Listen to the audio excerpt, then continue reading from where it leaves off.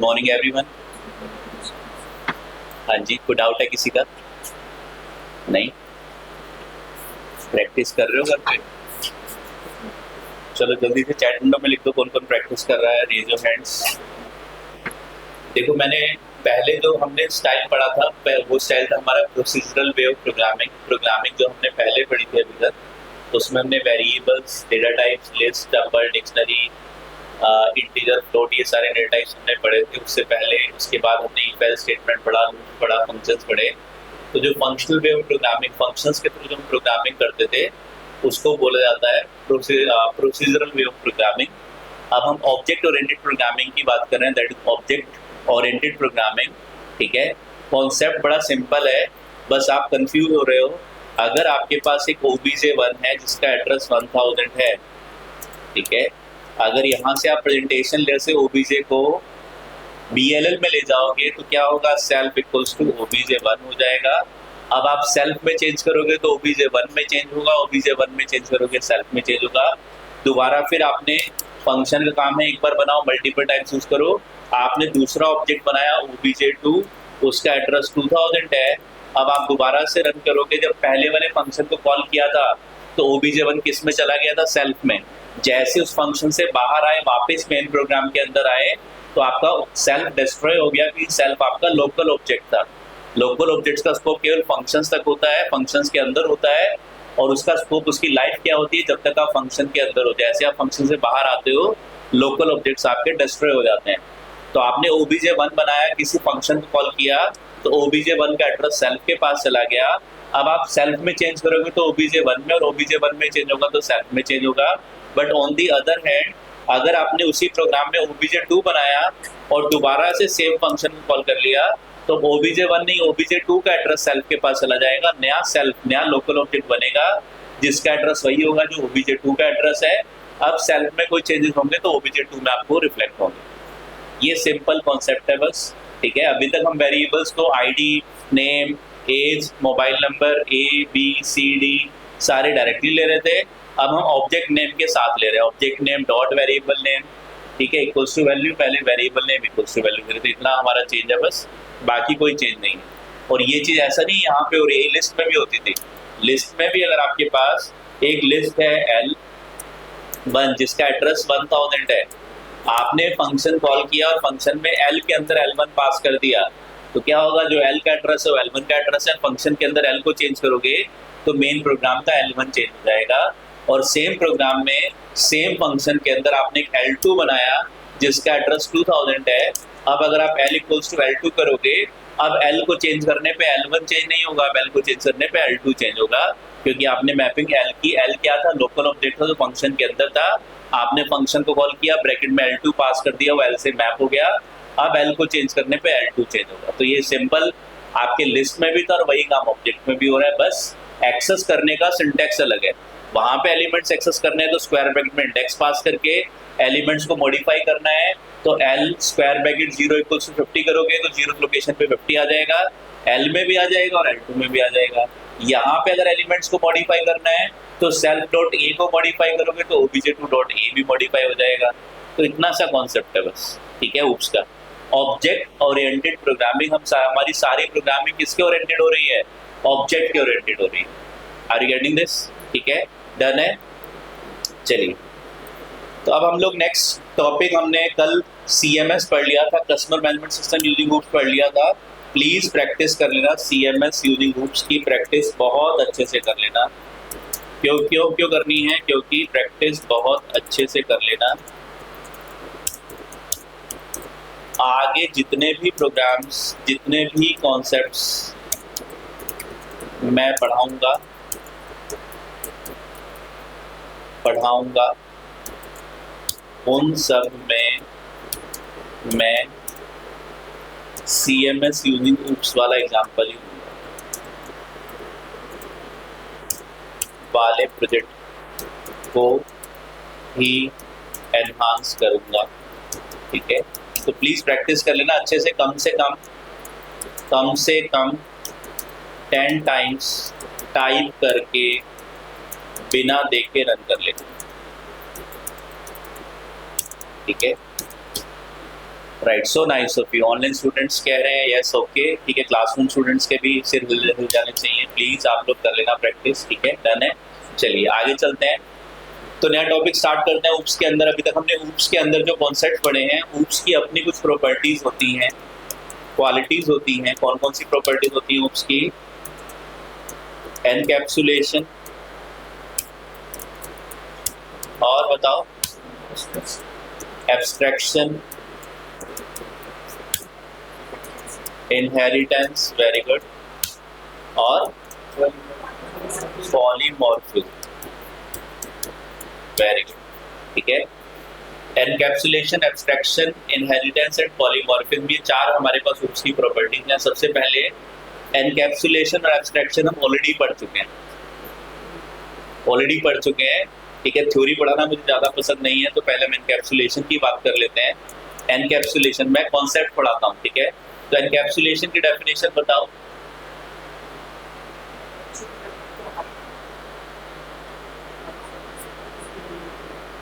हाँ जी, online students जल्दी से चैट जीपीटी से पूछ के चैट विंडो में टाइप करो एनकैप्सुलेशन की definition, be fast. No idea, right, very good. बाकी बच्चे जल्दी से बताओ जिनको आइडिया है। ज़्यादातर बच्चों ने पहले से प्रोग्रामिंग नहीं पढ़ी है तो कोई बात नहीं, लेकिन फिर भी जिन्होंने पढ़ी है वो बता दो। हाइडिंग डेटा, ठीक है, right Roshni. Anyone else?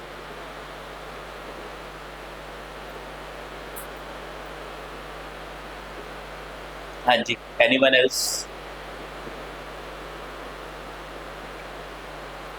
Same type of data, right. Anyone else?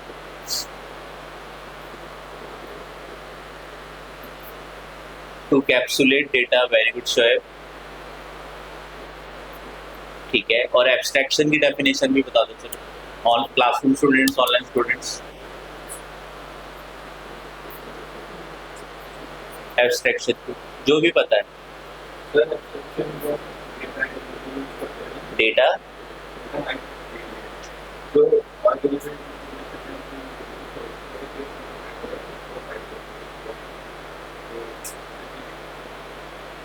Right Umesh, restrict direct access to data, ठीक है, very good. Anyone else?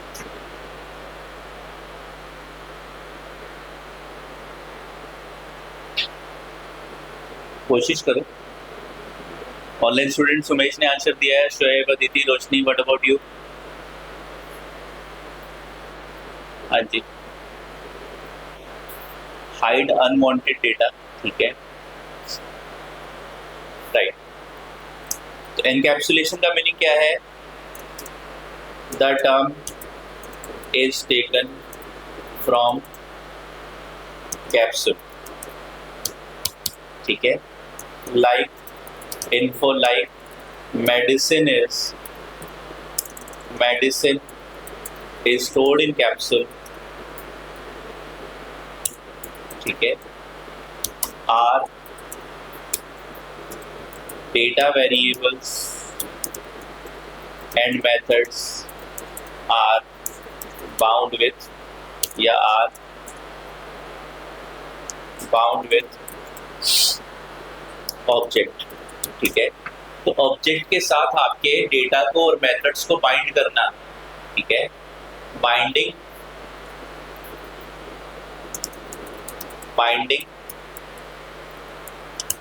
Data variables and methods with object, ठीक है। जो हमने बाइंड करना सीख लिया, कैसे बाइंड करते हैं हम लोग, डॉट लगा के वैल्यू देके हम लोग असाइन करते हैं, और कैसे एक्सेस करते हैं, object name dot method name से एक्सेस करते हैं। तो ये हमारे पास एनकैप्सुलेशन है। एनकैप्सुलेशन में हम लोग क्या करते हैं, जैसे मेडिसिन को हम लोग स्टोर कर देते हैं कैप्सूल के अंदर, वैसे ही हम जो यहाँ पे हमारी मेडिसिन क्या है, डेटा एंड मेथड्स हैं, तो डेटा एंड मेथड्स को हम लोग बाइंड कर देते हैं ऑब्जेक्ट्स के साथ। This is called encapsulation, capsulate कर देते हैं, ठीक है। एब्स्ट्रैक्शन क्या है? एब्स्ट्रैक्शन अगेन जो एनकैप्सुलेशन कैप्सूल से आया, तो एब्स्ट्रैक्शन एब्स्ट्रैक्ट से आया, ठीक है।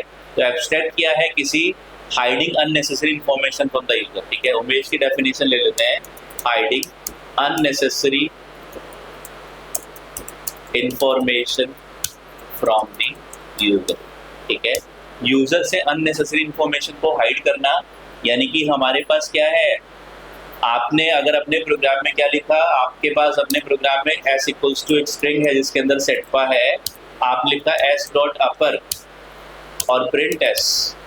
ठीक है, s dot upper print s, तो यहाँ पे अपर क्या है, मेथड है, लेकिन वो कैसे बना है प्रेजेंटेशन लेवल वाली टीम को नहीं पता, तो उसकी एक्चुअल फंक्शनैलिटी को यूजर से हाइड करना। जो आपका अब यहाँ पे फंक्शंस क्या है, फंक्शंस है, जब आप आगे चल के पढ़ोगे फंक्शंस किस में कन्वर्ट हो जाएंगे, एपीआईज में कन्वर्ट हो जाएंगे। आपका कोई प्रोग्राम जावा में बना है, कोई पाइथन में, कोई पीएचपी में, कोई डॉटनेट में, और आप सबको किसमें, पाइथन में उन सारे प्रोग्राम्स को एक्सेस करने की कोशिश करोगे तो कैसे एक्सेस करोगे, एपीआई से।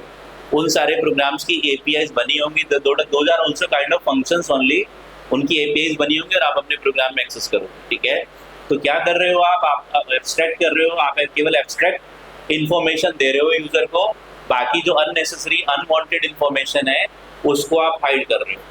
Unnecessary and unwanted information from the user is called abstraction. कोई डाउट है? ठीक है, तो ये हमने काम कर लिया, दो कॉन्सेप्ट हमने पढ़ लिए, एनकैप्सुलेशन एंड एब्स्ट्रैक्शन। अब थर्ड कॉन्सेप्ट हमारे पास है कौन सा, इनहेरिटेंस। इनहेरिटेंस, ठीक है, इनहेरिटेंस की बात करते हैं और हम साथ में फोर्थ पॉलीमॉर्फिज्म की बात करते हैं। ये हमारे पास हूप्स की प्रॉपर्टीज हैं। हूप्स इतना पॉपुलर क्यों है, चार प्रॉपर्टीज की वजह से है।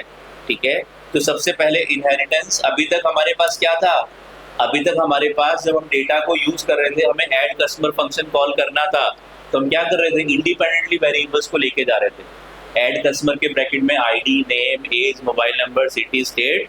अब हम क्या कर रहे हैं, कस्ट डॉट ऐड कस्टमर। तो कस्ट के अंदर अगर 10 वेरिएबल्स है तो सारे के सारे वेरिएबल्स क्या है, बाउंड है ऑब्जेक्ट के साथ। पूरे के पूरे सारे वेरिएबल्स आपके प्रेजेंटेशन लेयर से बीएलएल में, और बीएलएल में चेंज करने से प्रेजेंटेशन लेयर में चेंजेस हो रहे हैं। तो ये क्या है, ये एनकैप्सुलेशन का कॉन्सेप्ट डन है। इन इनहेरिटेंस एक क्लास की प्रॉपर्टी जिसके चाइल्ड क्लास को पास ऑन हो जाती है, अभी डिस्कस करेंगे बेटा स्टेप बाय स्टेप। ठीक है, तो सबसे पहले हम इनहेरिटेंस की बात करते हैं। राइट, इनहेरिटेंस की चलो डेफिनेशन उमेश बता रहा है, बाकी बच्चे भी जल्दी से बता दो, what do you mean by inheritance. Right, anyone else, derive a class from another class, right Roshni, anyone else? Inheritance means, हाँ जी, inheritance means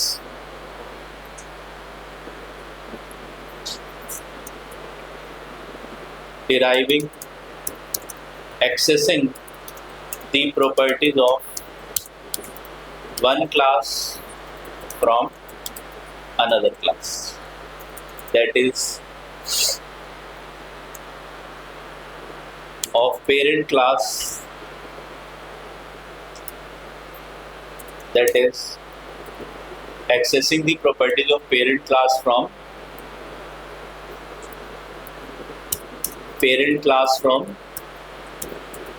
child class. Properties of parent class from child class. Child class, ठीक है, right. तो ये हमारे पास है parent child architecture inheritance. ठीक है, polymorphism क्या होता है, अभी डिस्कस करेंगे। इनहेरिटेंस को बहुत डिटेल में पढ़ने वाले हैं हम लोग। पॉलीमॉर्फिज्म के बारे में डिस्कस कर लेते हैं। Right, very good Tulsi. Polymorphism means, poly means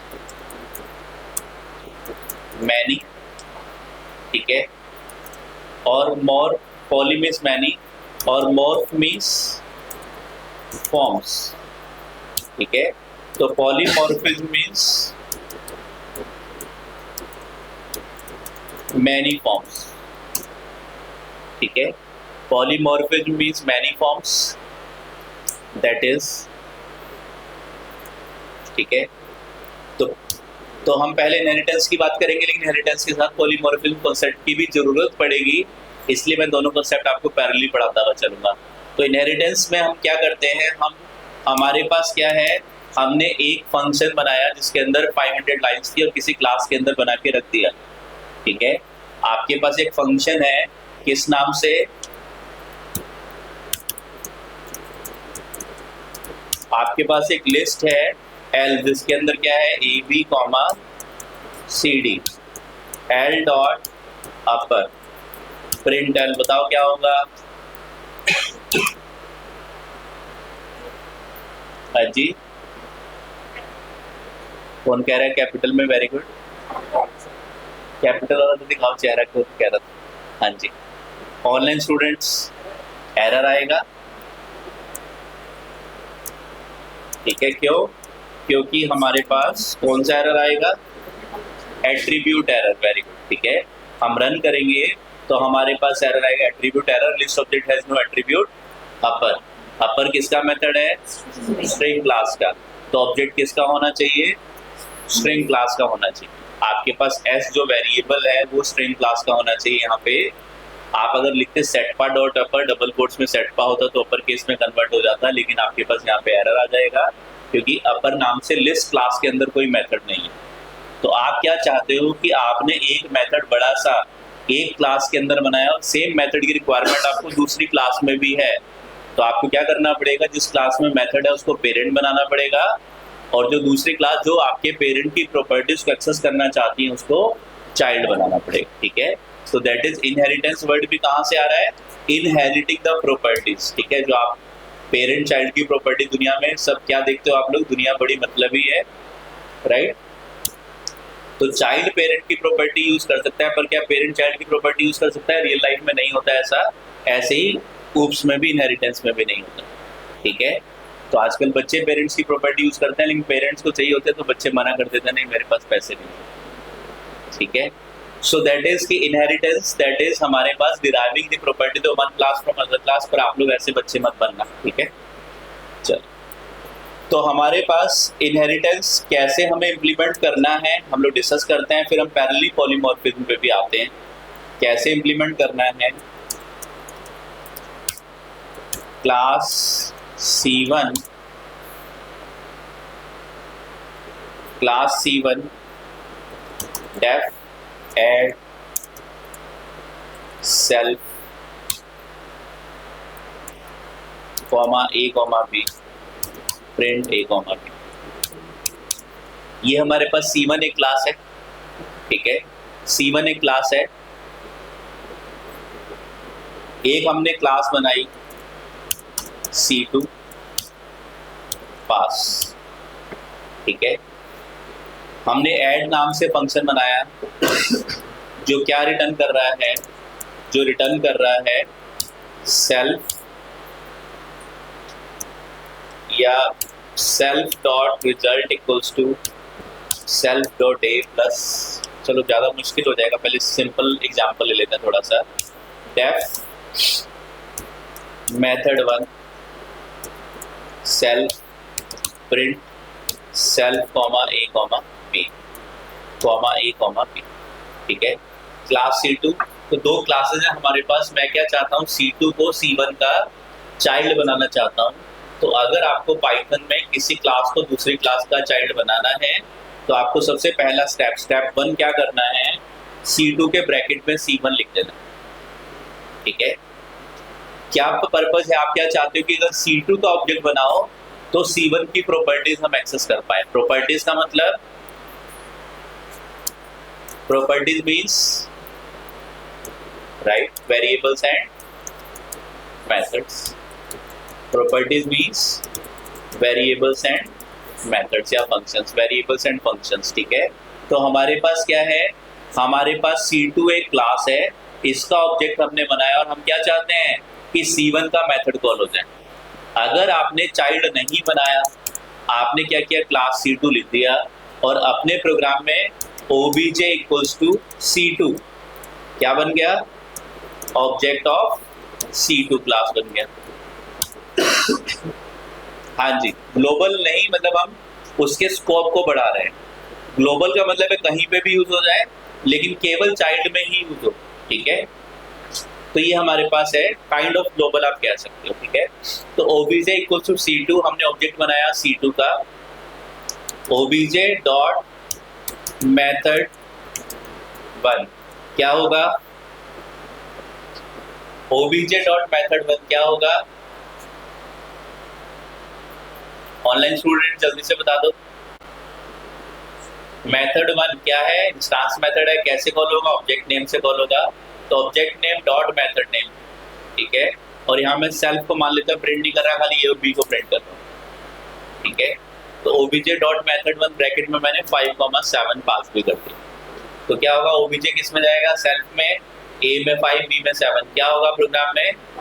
Shoaib Singh error आएगा। क्लासरूम स्टूडेंट थोड़े से कम कॉन्फिडेंट थे, बट अब कह रहे हैं कि एरर आएगा, ठीक है। चलो मान लेते हैं एरर आएगा। रन किया हमने प्रोग्राम को, तो हमारे पास एरर आ गया, दैट इज एट्रीब्यूट एरर, जो ऊपर आ रहा था, ठीक है।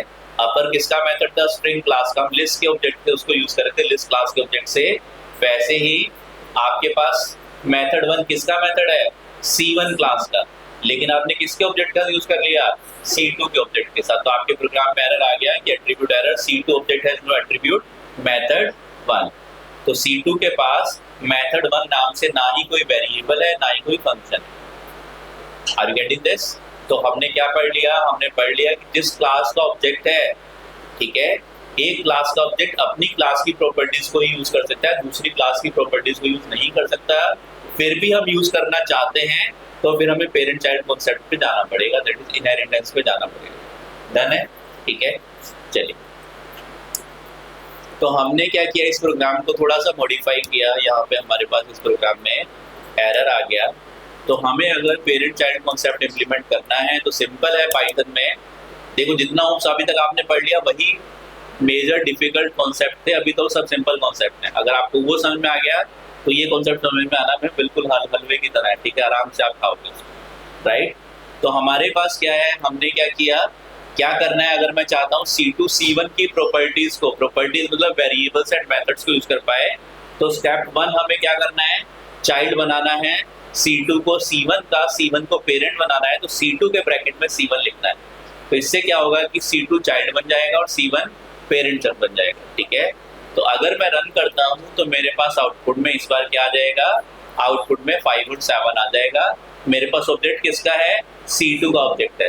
obj.method1, अब आपका मेथड किसका है? C1 का है, आपने कॉल किया। तो अगर आपके C2 का चाइल्ड पेरेंट C1 है तो प्रोग्राम कैसे रन होगा? सबसे पहले आपके ऑब्जेक्ट के कोरस्पॉन्डिंग जो मेथड 1 है, पहले C2 में सर्च होगा। C2 में मेथड 1 नाम से कोई मेथड तो नहीं है। अगर है तो C2 का मेथड 1 कॉल हो जाएगा, और अगर नहीं है तो फिर C1 में जाके सर्च होगा, मेथड 1 नाम से कोई मेथड है। तो फर्स्ट प्रायोरिटी आपके चाइल्ड को मिलेगी। अगर चाइल्ड में उस नाम से प्रॉपर्टी अवेलेबल नहीं है, एट्रीब्यूट अवेलेबल नहीं है, तो फिर पेरेंट के अंदर उस एट्रीब्यूट को सर्च किया जाएगा। कोई डाउट है? ठीक है। तो आपके पास आउटपुट आ गया 5 7। बताओ ऑनलाइन स्टूडेंट्स, कोई क्वेश्चन, कोई डाउट यहाँ तक? कोई क्वेश्चन या डाउट है? Does it matter how many parent and child we define? नहीं, मैटर नहीं करता, लेकिन आगे कॉम्प्लेक्सिटी बढ़ जाती है जब बहुत ज्यादा पेरेंट चाइल्ड बन जाते हैं तो, ठीक है। बहुत ज्यादा पेरेंट्स और चाइल्ड बनते हैं तो कॉम्प्लेक्सिटी बढ़ती है, और उस कॉम्प्लेक्सिटी के भी सॉल्यूशंस है पाइथन में। उस लेवल तक चाहोगे तो ले जाऊंगा मैं, ठीक है। रिपीट कर देता हूँ एक बार, राइट रागा। हमारे पास क्या है पाइथन में? हमने क्या पढ़ा कि अगर आपको अपर मेथड यूज करना है तो किस क्लास का ऑब्जेक्ट होना चाहिए या वेरिएबल होना चाहिए? स्ट्रिंग क्लास का। तो आप s.upper तो यूज कर सकते हो, पर l.upper, d.upper, लिस्ट या डिक्शनरी के वेरिएबल्स पे आप या ऑब्जेक्ट्स पे आप मेथड्स को कॉल नहीं कर सकते, ठीक है, अगर स्ट्रिंग का मेथड है तो। ऐसे ही अगर आपके पास C1 के अंदर एक मेथड बना हुआ है मेथड 1, तो आप ऑब्जेक्ट बनाओगे अगर C1 का तो मेथड कॉल हो जाएगा, लेकिन C2 का बनाओगे तो कॉल नहीं होगा, एरर आ जाएगा। C2 का ऑब्जेक्ट है और आपने लिख दिया obj.method1 तो एरर आ जाएगा। आप चाहते हो कि C2 क्लास का जो ऑब्जेक्ट है वो C1 की प्रॉपर्टीज को यूज कर पाए। क्या पर्पज है? पर्पज है इनहेरिटेंस। आपको क्या प्रोवाइड करता है? अभी किसने बताया था? बच्ची ने, रोशनी है, तुलसी ने। दैट इज कि आपका क्या करता है इनहेरिटेंस? इनहेरिटेंस प्रोवाइड्स सपोर्ट्स, ठीक है। Inheritance makes the code reusable, ठीक है, राइट, ठीक है। तो इनहेरिटेंस जो है कोड को रीयूजेबल बनाता है। ये इनहेरिटेंस का पर्पज है कि आपने अपने प्रोग्राम में क्लास 1 में एक 500 लाइंस का मेथड बना दिया, अब आपको क्लास 2 में भी उस मेथड की नीड है, लेकिन आप कॉल डायरेक्टली करोगे तो एरर आ जाएगा, क्योंकि मेथड क्लास 1 में बना है तो ऑब्जेक्ट क्लास 1 का ही होना चाहिए। तो अगर आप चाहते हो कि आप किसी दूसरे क्लास में प्रीवियस क्लास के मेथड्स को, वेरिएबल्स को एक्सेस करना चाहते हो, तो आपको दूसरी क्लास को प्रीवियस क्लास का चाइल्ड बनाना पड़ेगा। कैसे चाइल्ड बनाएंगे हम लोग? चाइल्ड बनाने के लिए सिंपल कॉन्सेप्ट है, जिसको चाइल्ड बनाना है उसके ब्रैकेट में पेरेंट का नाम मेंशन कर दो। ये हाफ स्टेप है, आगे फुल स्टेप आगे बताऊंगा मैं आपको। पहला स्टेप क्या है? पहला काम है आपको चाइल्ड के ब्रैकेट में पेरेंट का नाम आपने लिख दिया, आपका C2 चाइल्ड बन गया और C1 पेरेंट बन गया, ठीक है। अब अगर आपने ऑब्जेक्ट बनाया और ऑब्जेक्ट के साथ मेथड को कॉल किया तो क्या होगा? obj.method1 लिखने पे आपका method1 कॉल हो जाएगा। पहले method1 सर्च होगा, पहले obj चेक होगा किसका ऑब्जेक्ट है, C2 क्लास का। तो पहले C2 क्लास में चेक होगा कि मेथड है या नहीं है, method1 नाम से नहीं है, तो फिर उसके पहले फिर देखा जाएगा कि C2 का पेरेंट C1 है, C1 में मेथड है या नहीं है। अगर C1 में नहीं है तो फिर एरर आ जाएगा, ठीक है। और C1 में method1 नाम से मेथड अवेलेबल है, तो आप प्रोग्राम को रन करोगे, object name dot method name से आपका मेथड कॉल होगा और ऑब्जेक्ट किसके पास चला जाएगा? सेल्फ के पास, 5a के पास और 7b के पास चला जाएगा और आपका प्रिंट a, b से a और b प्रिंट हो जाएगा। बताओ कोई डाउट है? राधा कोई डाउट है आपको? ठीक है, डन है, ठीक है। तो पहला स्टेप क्या है? पहला स्टेप हमने सीख लिया कि अगर हम एक क्लास को दूसरे का चाइल्ड बनाना चाहते हैं तो चाइल्ड के ब्रैकेट में पेरेंट का नेम मेंशन करना है, बस काम हो गया। Class C1 def method1 self comma def method1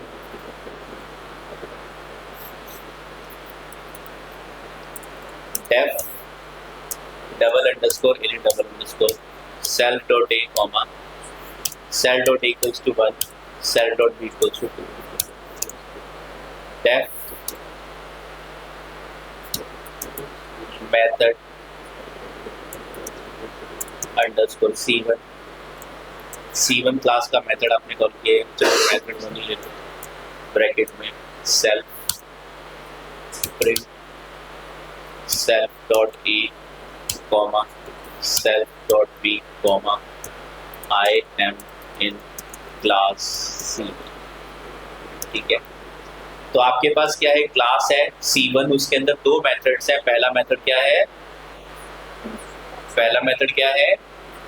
constructor है। दूसरा मेथड क्या है? मेथड1 है, नॉर्मल फंक्शन है, ठीक है, इंस्टेंस मेथड है। तो आपके पास पहला मेथड कंस्ट्रक्टर है, दूसरा मेथड मेथड1 है।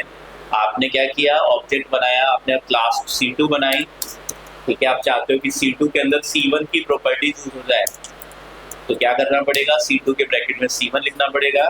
C2 के अंदर कुछ मेथड्स और वेरिएबल्स आप बनाना चाहते हो तो आप बना सकते हो, अभी मैं नहीं बना रहा हूँ, आगे भी बनाना सिखाऊंगा कि क्या उसका इम्पैक्ट होगा हमारे प्रोग्राम्स के ऊपर, ठीक है। तो अब मुझे क्या करना है? सबसे पहले मैंने क्या किया? obj equals to C2। अगर obj इक्वल्स टू C1 करूंगा क्या होगा? बताओ, obj1 इक्वल टू C1 किया क्या होगा?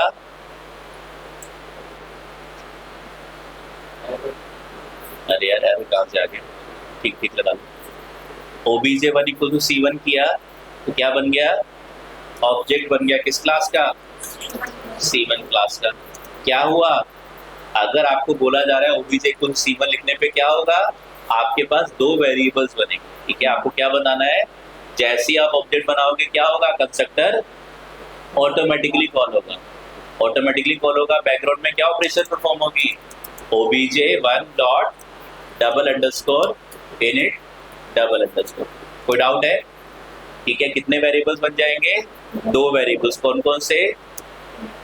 a और b। obj1 डॉट a की वैल्यू 1 और obj1 डॉट b की वैल्यू 2। दो वेरिएबल्स आपके बन जाएंगे।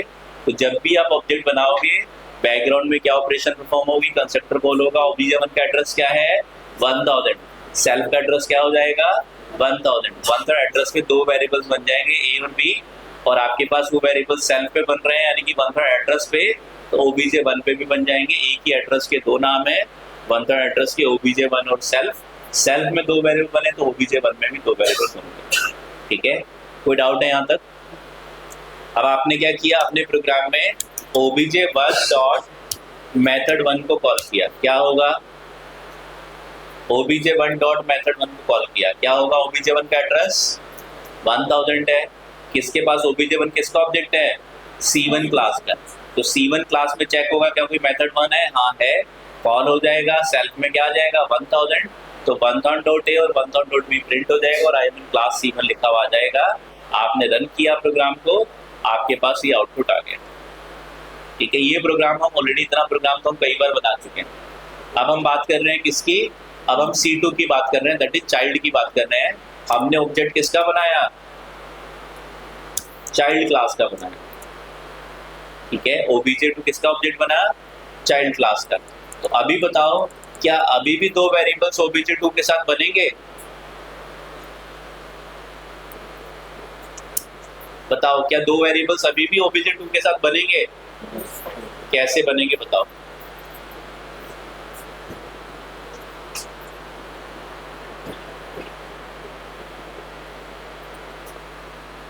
हाँ जी, कैसे बनेंगे?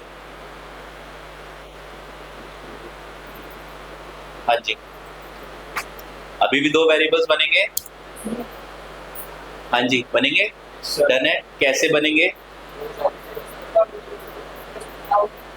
क्या होगा? बैकग्राउंड में जब भी हम किसी कोई ऑब्जेक्ट बनाते हैं तो क्या होता है? कंस्ट्रक्टर ऑटोमेटिकली कॉल होता है। कंस्ट्रक्टर क्या एक मेथड है। मेथड कैसे कॉल होता है? Object name dot method name, object name dot method name bracket arguments. ठीक है, तो आपके पास क्या होगा? obj2 किसका ऑब्जेक्ट है? C2 का। तो C2 में पहले init नाम से फंक्शन सर्च होगा। ठीक है, क्या होगा? C2 में पहले init नाम से फंक्शन सर्च होगा। तो क्या C2 में init अवेलेबल है? C2 में नहीं है। तो क्या होगा? देखा जाएगा क्या C2 का कोई पेरेंट भी है? हाँ, C1 है। तो C1 में init कॉल होगा। C1 में init कॉल होगा तो सेल्फ में क्या आ जाएगा? 2000 आ जाएगा, obj2 का एड्रेस आ जाएगा। 2000 आ गया तो 2000 एड्रेस पे फिर दो वेरिएबल्स बन जाएंगे ए और बी। तो अगर आपके चाइल्ड में कंस्ट्रक्टर नहीं है, कोई मेथड नहीं है, तो पेरेंट का कंस्ट्रक्टर या मेथड कॉल हो जाएगा और आपके वेरिएबल्स क्रिएट हो जाएंगे। डन है। ठीक है, अब आप अपने प्रोग्राम में क्या लिखोगे? obj2 dot method 1। obj2 dot method 1 तो क्या होगा? सर्च होगा। क्या मेथड 1 नाम से मेथड आपके ऑब्जेक्ट किसका ऑब्जेक्ट है? C2 का। पहले C2 में सर्च होगा मेथड 1 नाम से मेथड है या नहीं है? नहीं है, तो फिर C1 में सर्च होगा, कॉल हो जाएगा। obj2 का एड्रेस सेल्फ के पास आ जाएगा, तो सेल्फ के पास 2000 आ जाएगा और 2000 की कोरस्पॉन्डिंग डेटा आपकी स्क्रीन पे प्रिंट हो जाएगा। डन है। ठीक है, आपने रन किया प्रोग्राम को तो आपके पास आउटपुट में,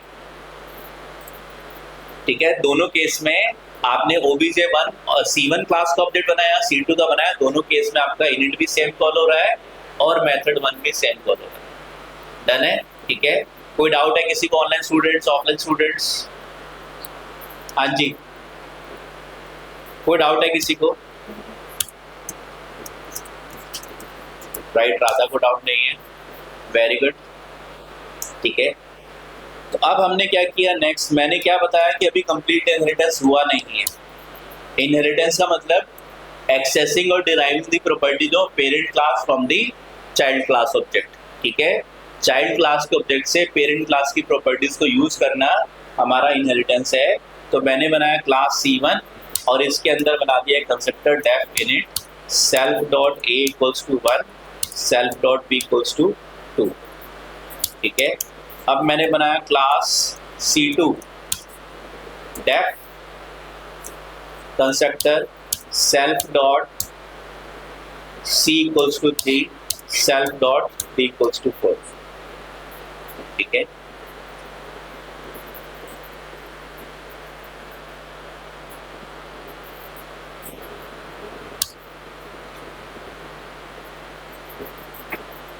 थोड़ा सा मैनेज कर लेंगे। प्रोग्राम्स थोड़े बड़े हो रहे हैं और आपस में इंटर रिलेटेड है। राइट, तो मेरे पास क्या है? मैंने क्या किया? मेरे पास C1 में भी कंस्ट्रक्टर आ गया और C2 में भी कंस्ट्रक्टर आ गया। तो इनहेरिटेंस कैसे कंप्लीट होगा? जब मैं C1 का ऑब्जेक्ट बनाऊं तो कौन से वेरिएबल्स एक्सेस होने चाहिए? C1 का ऑब्जेक्ट बनाऊं तो A और B, और C2 को मैंने C1 का चाइल्ड बना दिया।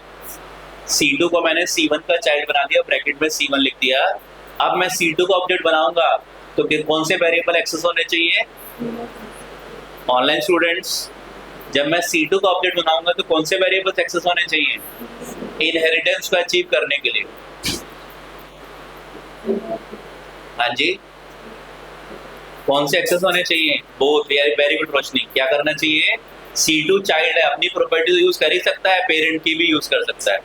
तो C2 का C1 का ऑब्जेक्ट बनाओगे तो A और B यूज होने चाहिए, और C2 का ऑब्जेक्ट बनाओगे तो A B C D चारों यूज होने चाहिए, तब मैं बोलूंगा कि इनहेरिटेंस कंप्लीट हो गया। Are you getting this? ठीक है, तो मैंने क्या किया, अपने प्रोग्राम में OBJ equals to C1, object equals to C2 का ऑब्जेक्ट बना दिया। क्या होगा? बैकग्राउंड में कंस्ट्रक्टर अपने आप कॉल होगा। कैसे कंस्ट्रक्टर कॉल होता है? Object name dot method name से dot double underscore init double underscore bracket. तो ऑब्जेक्ट का एड्रेस किसके पास चला जाएगा? ऑब्जेक्ट का एड्रेस अगर 1000 तो सेल्फ के पास। इनिट किसका कॉल होगा? C2 का या C1 का? इस प्रोग्राम में इनिट किसका कॉल होगा? C2 का या C1 का? C2 का। प्रायोरिटी किसको मिलेगी? चाइल्ड को मिलेगी। प्रायोरिटी किसको मिलेगी? चाइल्ड को मिलेगी। आपके पास अगर आपका कोई ऑब्जेक्ट है और वो प्रॉपर्टी को एक्सेस करना चाहता है तो पहले वो प्रॉपर्टी, वो एट्रीब्यूट सर्च होगा चाइल्ड में। अगर चाइल्ड में नहीं है तो पेरेंट की प्रॉपर्टी एक्सेस होगी। Are you getting this? ठीक है, तो आपके पास क्या है? OBJ dot double underscore init double underscore. तो आपके पास यहाँ पे सेल्फ में अगर सेल्फ का एड्रेस 1000 है, OBJ का एड्रेस 1000 है, तो सेल्फ का एड्रेस क्या हो जाएगा? सेल्फ का एड्रेस क्या हो जाएगा? 1000। तो यहाँ पे सेल्फ में 1000 आ जाएगा। अब अगर आप प्रिंट करोगे OBJ dot C OBJ dot D, तो दो वेरिएबल्स तो आपके बन जाएंगे। आप रन करोगे तो आपके पास दो वेरिएबल्स तो बन गए, 3 और 4। लेकिन अगर आप सोचोगे क्या पेरेंट के भी वेरिएबल्स बन रहे हैं, तो पेरेंट्स के वेरिएबल नहीं बनेंगे। OBJ dot A OBJ dot B। इसका मतलब क्या? अगर हमने रन किया तो हमारे पास एरर आ जाएगा। कौन सा? Attribute error. इसने पहले A को प्रिंट करने की कोशिश करी, A प्रिंट नहीं हुआ तो एट्रीब्यूट एरर आ गई कि A अवेलेबल नहीं है। C2 के ऑब्जेक्ट के पास A नाम से कोई एट्रीब्यूट अवेलेबल नहीं है। ठीक है, जो कैप्सूल है, जो ऑब्जेक्ट है, उसके अंदर A नाम से कोई मेडिसिन अवेलेबल नहीं। Are you getting this?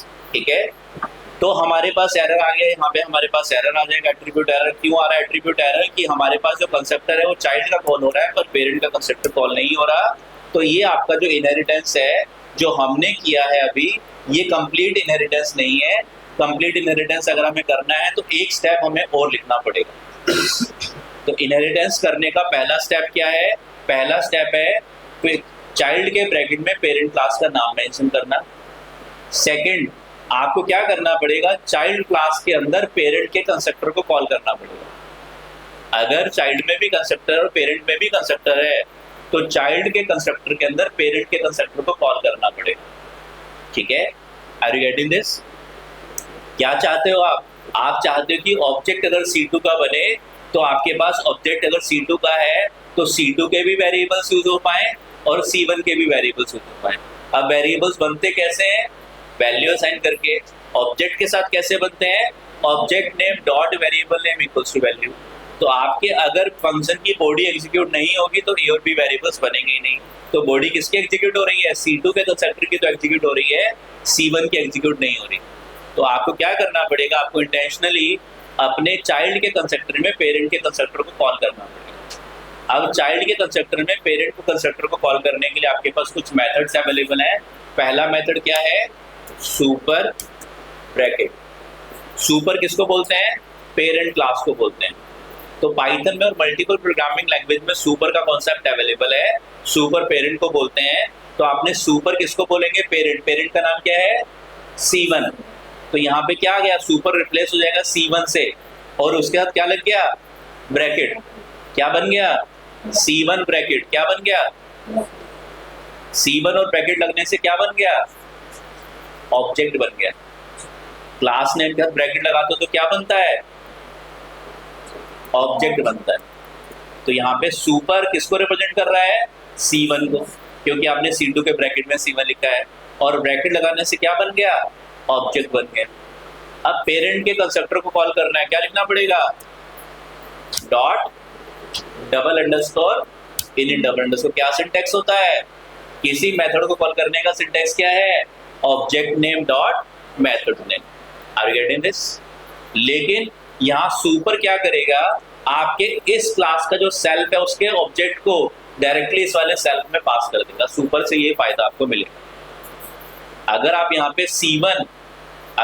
पे C1 और ब्रैकेट लगा देते हो, क्या होगा, एक नया ऑब्जेक्ट, अगर आप अपने प्रोग्राम में करते हो obj1 = C1, obj2 = C1, obj3 = C1, क्या होगा, नए नए ऑब्जेक्ट्स बन करेंगे।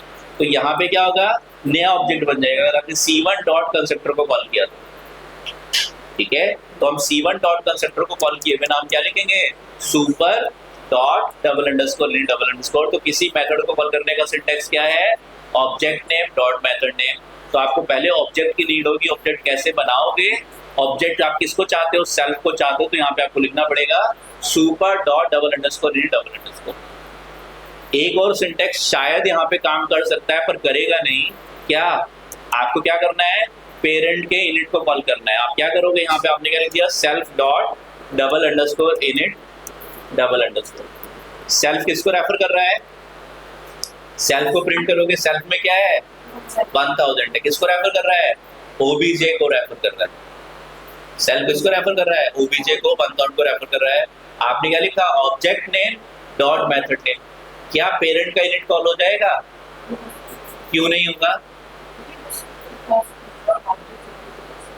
ऑब्जेक्ट C2 क्लास का है तो क्या होगा, C2 का इनिट कॉल होगा। Are you getting this? अगर आपने यहाँ पे सेल्फ डॉट इनिट लिख दिया, सेल्फ को प्रिंट करोगे, क्या प्रिंट होगा, 1000। सेल्फ का टाइप चेक करोगे, क्या आएगा, क्लास C2 आएगा। सेल्फ का टाइप चेक करोगे तो क्या आएगा, क्लास C2 आएगा। ओबीजे का टाइप चेक करोगे, क्या आएगा, क्लास C2 आएगा। ठीक है, तो अगर आपने यहाँ पे सेल्फ डॉट इनिट लिख दिया, क्या होगा, सेल्फ किसका ऑब्जेक्ट है, C2 का ऑब्जेक्ट है। तो पहले आपके प्रोग्राम में सर्च होगा, क्या इनिट नाम से C2 के अंदर कोई मेथड तो नहीं है, हाँ है, तो क्या होगा, आपका प्रोग्राम एक इनफाइनाइट लूप में फंस जाएगा। क्या होगा, पहले कंस्ट्रक्टर कॉल हुआ, दो वेरिएबल बने C और D, किस एड्रेस पे, 1000 पे। फिर आपने क्या लिख दिया, 1000 डॉट इनिट।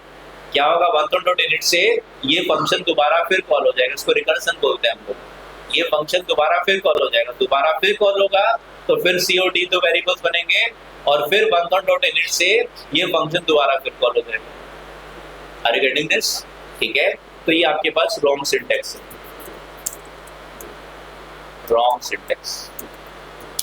ठीक है, तो आपको क्या लिखना है, सिंपल। ठीक है, कॉन्सेप्ट क्या कहता है कि अगर आप चाइल्ड के कंस्ट्रक्टर में पेरेंट के कंस्ट्रक्टर को कॉल करना चाहते हो चाइल्ड के ऑब्जेक्ट के थ्रू, सेल्फ के थ्रू, तो आपको क्या लिखना पड़ेगा, सिंटैक्स सुपर और ब्रैकेट, एक ऑब्जेक्ट बनेगा जो सेल्फ को रेफर करेगा, और dot double underscore init double underscore से अब आपका जो मेथड कॉल होगा वो आपके चाइल्ड का इनिट कॉल नहीं होगा, वो आपके पेरेंट का इनिट कॉल होगा। डन है? ठीक है, एक सिंटैक्स तो आपके पास ये है।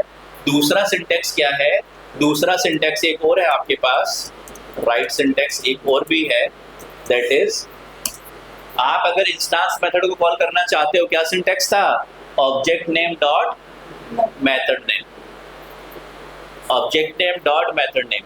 ठीक है, एक और सिंटैक्स मैंने आपको बताया था, class name dot method name bracket object self. ठीक है, इंस्टेंस मेथड कॉल करने का एक सिंटैक्स मैंने और बताया था आपको, पहले मैं दिखा देता हूँ दोबारा से, क्योंकि आप लोग भूल जाते हो, प्रैक्टिस नहीं करते हो, तो दोबारा से मैं आपको दिखा देता हूँ। L1 = 10 20 30, L1 dot append bracket में 40 प्रिंट L1। अपेंड क्या है, एक मेथड है, कौन सा मेथड है, इंस्टेंस मेथड है। कहाँ बना है, लिस्ट क्लास में बना है। ठीक है, कैसे कॉल करोगे, object name dot method name bracket argument से कॉल करोगे, आपके पास L1 में 10 20 30 40 आ जाए। इसी काम को करने का एक और सिंटेक्स भी है जो मैंने आपको बताया था, कंट्रोल सी। दूसरा सिंटेक्स क्या है, कंट्रोल वी। कैसे कॉल कर सकते हो आप इंस्टांस मेथड को, class name dot method name bracket self comma object. ठीक है, तो ये मेथड करने पे L1 किस में चला जाता है, सेल्फ में चला जाता है। ठीक है, लेकिन आपके पास दूसरा ऑप्शन क्या है, ब्रैकेट में L1 कॉमा 40 पास कर दो, तो आप रन करोगे तब भी आपको सेम आउटपुट 10 20 30 40 मिल जाएगा। तो किसी क्लास के इंस्टांस मेथड को कॉल करने का सिंटेक्स क्या है, object name dot method name. Static method call करने का सिंटेक्स क्या है, class name dot method name. ये प्रेफरेंस है, लेकिन इंस्टांस मेथड को आप ऑब्जेक्ट नेम से और स्टैटिक मेथड को आप इंस्टांस मेथड को आप क्लास नेम से और स्टैटिक मेथड को आप ऑब्जेक्ट नेम से भी एक्सेस कर सकते हैं। ठीक है, तो हमारे पास list dot append L1 list dot append bracket में object comma rest of the arguments आपको मेंशन करना है। ठीक है, तो ये सिंटेक्स हमने यहाँ पे, अगर हम चाहे, हम क्या चाहते हैं, किसका कंस्ट्रक्टर कॉल करना चाहते हैं, C1 का। ठीक है, तो हमें, अगर हमने यहाँ पे मेंशन कर दिया, यहाँ पे हमने मेंशन कर दिया क्या, C1 डॉट डिलीट, तो कंस्ट्रक्टर किसका कॉल होगा, C1 का ही कॉल होगा, C2 का कॉल नहीं है, क्योंकि आपने class name dot method name bracket argument में क्लास के नेम को डिफाइन कर दिया कि C1 का ही इनिट कॉल करना है, तो C1 का इनिट कॉल होगा और आपके पास सेल्फ जो है उसके इनिट के पास चला जाएगा। यहाँ पे सेल्फ आ जाएगा, क्या 1000 और 1000 पे दो वेरिएबल्स और बन जाएंगे, ए और बी, तो आपके पास टोटल 4 वेरिएबल्स रेडी हो जाएंगे। तो पहला सिंटेक्स जो डेवलपर्स को पसंद है वो सिंटेक्स क्या है, वो सिंटेक्स है super dot double underscore double underscore. ठीक है, तो जब भी आपको चाइल्ड के कंस्ट्रक्टर में पेरेंट का कंस्ट्रक्टर कॉल करना है, आपको कंप्लीट इनहेरिटेंस इंप्लीमेंट करना है, तो आपको super bracket dot parent constructor का नाम यानी कि इनिट मेंशन करना है, तो आपका पेरेंट कंस्ट्रक्टर कॉल होगा। और अब आप देखोगे तो आपके पास ये वेरिएबल्स, अब एट्रीब्यूट एरर आना बंद हो जाएगा और अब आपके पास 4 वेरिएबल्स बन जाएंगे। आपने रन किया, आपके पास आउटपुट में क्या आ गया, 3 4 और 1 2 आ गया। अब ए और बी आपके वेरिएबल्स बन गए। Are you getting this? दोबारा से देखो, एक बार और देखो, क्या कहना चाहता हूं मैं कहना चाहता हूं class C1 def show data print show data 1 I am n show data 1 ठीक है, def show data self dot show data। ठीक है, obj equals to C1, object बनाया C1 का। ठीक है, अब हमने यहाँ पे क्या कॉल किया, obj dot show data 2, obj dot show data 2। obj का एड्रेस 1000, obj का एड्रेस 1000। आपने obj dot show data 2 call किया, तो क्या हुआ बैकग्राउंड में, जब भी हम किसी भी प्रोग्रामिंग लैंग्वेज में फंक्शन को कॉल करते हैं तो formal parameters equals to actual parameters, object किसके पास जाएगा, सेल्फ के पास। तो क्या आ जाएगा, self equals to obj। obj का एड्रेस 1000, तो सेल्फ का एड्रेस क्या हो जाएगा, मैंने शो डेटा 2 कॉल किया है, तो सेल्फ में क्या आ जाएगा, 1000 आ जाएगा। अब मुझे किसी मेथड को कॉल करना है क्लास के बाहर या अंदर, किसी इंस्टांस मेथड को कॉल करना है, सिंटेक्स क्या है, object name dot method name bracket arguments, object name dot method name bracket arguments. तो ऑब्जेक्ट नेम क्लास के अंदर क्या होता है, सेल्फ होता है, क्लास के अंदर ऑब्जेक्ट सेल्फ होगा, क्लास के बाहर ऑब्जेक्ट होगा, तो यहाँ पे क्या आ जाएगा, self object name dot method name bracket arguments नहीं है, तो सेल्फ किसके पास चला जाएगा, 1000, इस वाले 1000 के पास चला जाएगा। Are you getting this? और क्या प्रिंट हो जाएगा, I am in show data 1 में। यही काम करना है। अगर आपको दूसरा सिंटेक्स क्या है, इंस्टांस मेथड को कॉल करने का दूसरा सिंटेक्स क्या है, class name dot method name bracket object comma arguments, ठीक है, ऑब्जेक्ट कॉमा आर्गुमेंट। तो यहाँ पे आप क्लास नेम के साथ ब्रैकेट नहीं लगा रहे तो ऑब्जेक्ट नहीं जा रहा है यहाँ पे आपका, खाली क्या मेंशन हो रहा है, ये बताना चाह रहा है कि शो डेटा वन किस क्लास का मेथड है, C1 का मेथड है।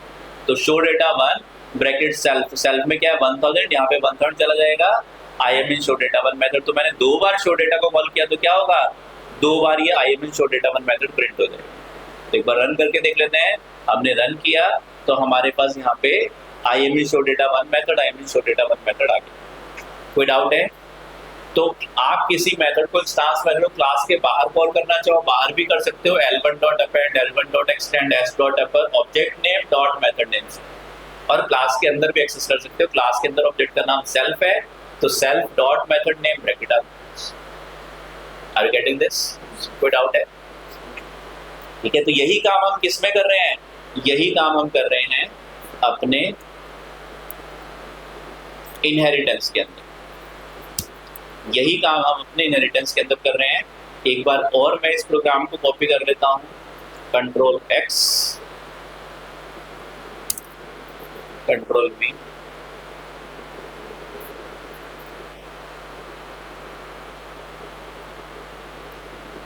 कंट्रोल Z,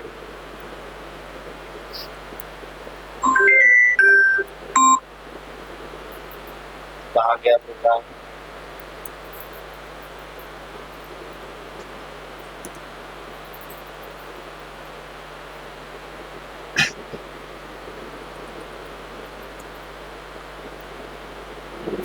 ये कंट्रोल C। तो अगर आपको इनहेरिटेंस कंप्लीट करना है, to achieve complete inheritance, step 1 क्या है, स्टेप 1 क्या है, mention parent class name in bracket of child class. Number 2, step 2 क्या है, कॉल पेरेंट कंस्ट्रक्टर, पेरेंट,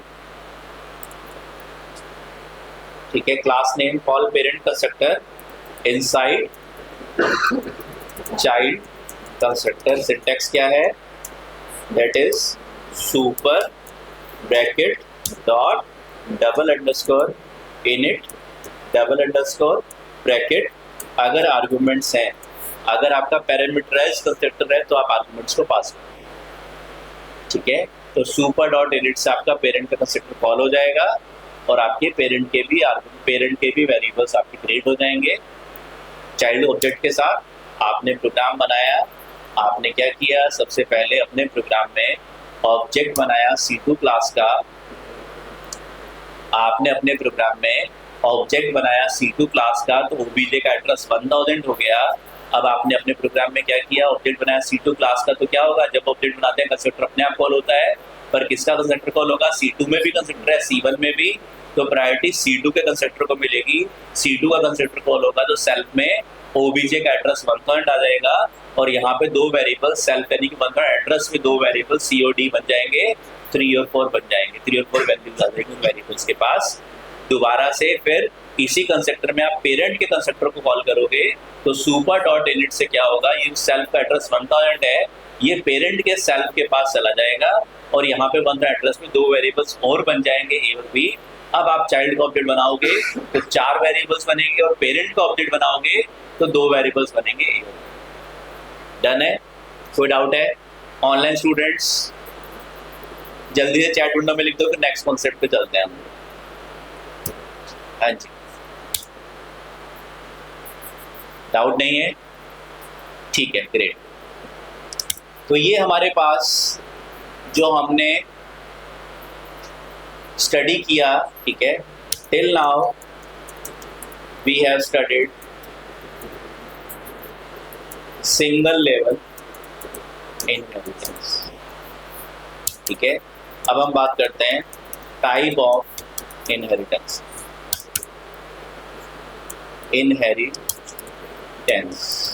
हाँ जी, number one single level, right. Control C. Number 1 single level inheritance. हाँ जी। Number 2 multi level inheritance. Single level, multi level. Number 3 multiple से पहले एक और ले लेते हैं, hierarchical inheritance, right. Number 3 hierarchical inheritance.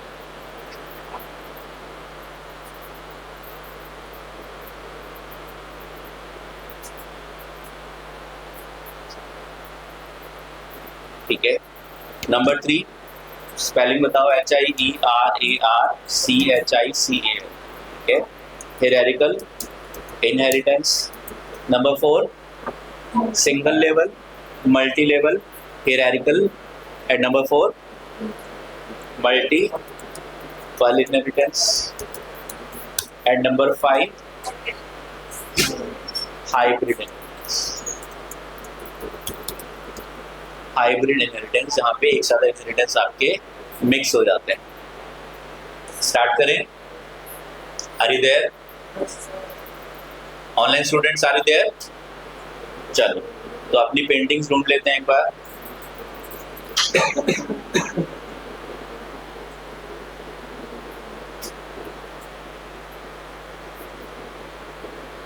August 24 Python paintings. और अब हम बात करते हैं इनहेरिटेंस।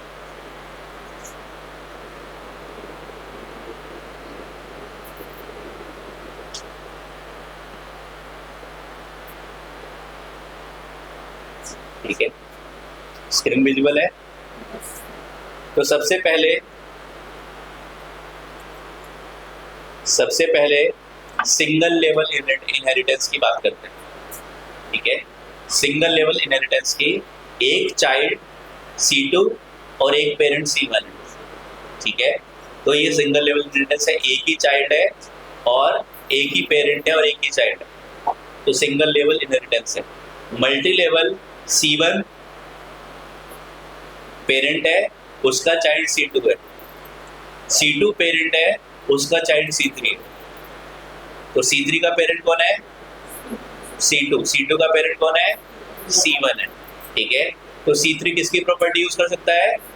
C2 और C1 दोनों की। मतलब जो चाइल्ड है वो पेरेंट और ग्रैंड पेरेंट, जो नॉर्मली रियल लाइफ में, ठीक है, चाइल्ड जो है पेरेंट और ग्रैंड पेरेंट दोनों की प्रॉपर्टी यूज कर सकता है। तो दैट इज हमारे पास C3 चाइल्ड है, जिसके पास एक C2 पेरेंट है और C2 पेरेंट का भी पेरेंट C1 है। तो C2 किसकी प्रॉपर्टी यूज करेगा? C1 की। C3 किसकी प्रॉपर्टी यूज करेगा? C2 एंड C1 दोनों की प्रॉपर्टी यूज करेगा। Are you getting this? तो ये हमारे पास होता है मल्टी लेवल इनहेरिटेंस। नेक्स्ट आते हैं हायरार्किकल इनहेरिटेंस पे। हायरार्किकल इनहेरिटेंस में क्या होता है? C1 एक पेरेंट है और मल्टीपल चिल्ड्रन है। एक पेरेंट है और मल्टीपल चिल्ड्रन है। तो C1 पेरेंट है, उसका C2, C3, C4 सब क्या है? चिल्ड्रन है। तो C2 किसकी प्रॉपर्टी यूज करेगा? C1 की। भाई भाई की प्रॉपर्टी यूज नहीं कर सकता। ठीक है, रियल लाइफ में भी और यहाँ पे भी पाइथन। ठीक है, लेकिन आप लोग ऐसे भाई बहन नहीं। तो हमारे पास क्या है? C1 पेरेंट है और मल्टीपल चिल्ड्रन है, तो कौन सा इनहेरिटेंस हो गया? हायरार्किकल इनहेरिटेंस हो गया। कोई डाउट है? ठीक है, नेक्स्ट आते हैं मल्टीपल इनहेरिटेंस पे। एक चाइल्ड है और मल्टीपल पेरेंट्स है। ठीक है, तो जहां पे एक चाइल्ड और मल्टीपल पेरेंट्स है वहां पे कंफ्यूजन होता है, वहां पे एम्बिग्विटी आती है। क्या एम्बिग्विटी आती है? मेरे पास C1 के अंदर भी मेथड है, मेथड 1, C2 के अंदर भी मेथड है, मेथड 1, C3 के अंदर भी मेथड है, मेथड 1। मैंने क्या कॉल किया? C4 डॉट मेथड 1, C4 का अपडेट बनाया और डॉट मेथड 1। तो प्रायोरिटी किसको मिलेगी? C1 के मेथड 1 को या C2 के या C3 के। ठीक है, तो ये एम्बिग्विटी प्ले करता है, एम्बिग्विटी का रोल प्ले करता है, और इसके लिए जावा के अंदर से मल्टीपल इनहेरिटेंस को हटा दिया गया, क्योंकि उस एम्बिग्विटी का डायरेक्ट सॉल्यूशन नहीं था, फिर इनडायरेक्ट सॉल्यूशन आगे बाद में बनाया गया इसके अंदर। तो जावा में इस प्रॉब्लम को बोलते हैं डायमंड प्रॉब्लम। ठीक है, लेकिन पाइथन में मल्टीपल इनहेरिटेंस का सपोर्ट दिया गया है। पाइथन आपका मल्टीपल इनहेरिटेंस को सपोर्ट करता है, where we can have one child with multiple parents, और वो एम्बिग्यूटी कैसे रिजॉल्व होती है अभी हम लोग प्रोग्रामिंग के अंदर डिस्कस करेंगे। डन है, ठीक है। देन हाइब्रिड इनहेरिटेंस, एक चाइल्ड आपके पास एक से ज्यादा टाइप के इनहेरिटेंस अगर मिक्स हो जाता है तो आपका हाइब्रिड इनहेरिटेंस आ जाता है।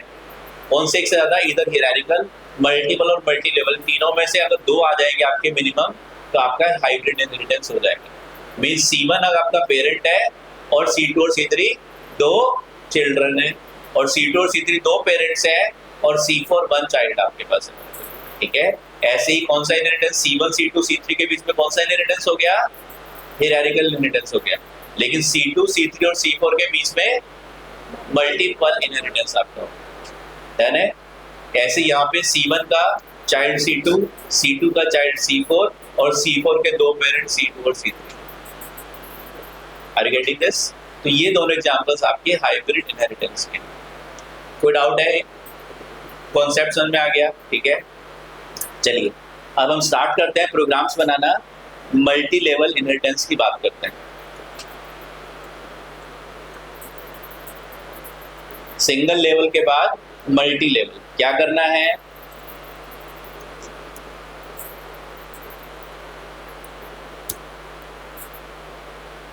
ठीक है।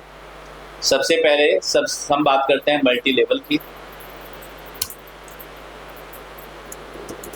मल्टी लेवल इनहेरिटेंस, ठीक है।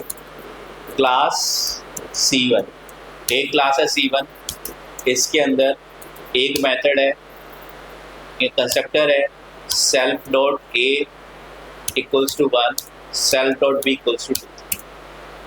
Def show data, print, variables कैसे एक्सेस होंगे, object name dot variable name से, क्लास के अंदर ऑब्जेक्ट का नाम सेल्फ है, ठीक है, self dot A comma self dot B। Then ये क्लास C1 है, C1 का चाइल्ड C2 ब्रैकेट C1, क्या काम करना है, दो काम करना है। C2 के ब्रैकेट में C1 और दूसरा सुपर डॉट इनिट, ठीक है। तो अभी कंप्लीट इनहेरिटेंस हो गया। अब अगर आप C2 का ऑब्जेक्ट बनाओगे तो चार वेरिएबल्स बन जाएंगे, A, B और पेरेंट का कंस्ट्रक्टर कॉल होगा। यहाँ पे हम मान लेते हैं C और D, और पेरेंट का कंस्ट्रक्टर कॉल होगा तो A और B बन जाएंगे। तो यहाँ पे हमने प्रिंट कर लिया self dot C comma self dot D। या आप चलो अभी प्रिंट में आप खाली लिख दो I am in class C1, control C, I am in class C, ठीक है, डन है। देन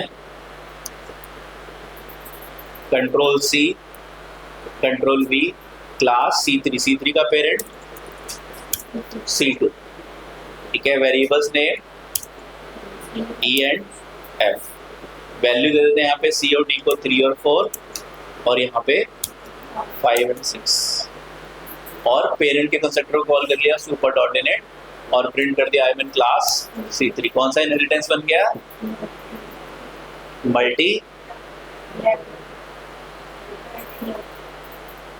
मल्टी लेवल इनहेरिटेंस बन गया, ठीक है।